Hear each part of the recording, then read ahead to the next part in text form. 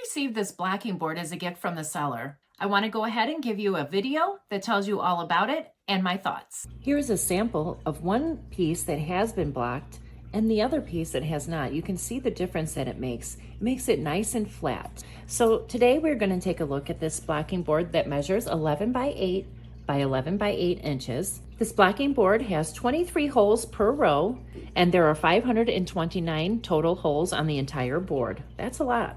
So included, you also get this stand in which the board fits in, like so.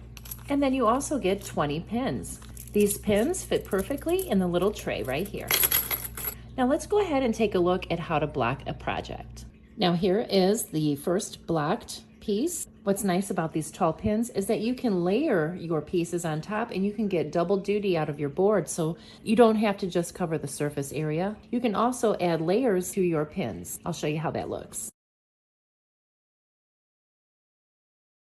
As you can see, you can have multiple layers blocked on each set of pins. So you could even do, 3 or 4 layers if you wanted to per set of pins. A lot of people think that, you can only block with cotton yarn or other natural fibers, but you can actually block well with the acrylic yarn if you just lightly mist it with some water before putting it on your blocking board and then letting it air dry.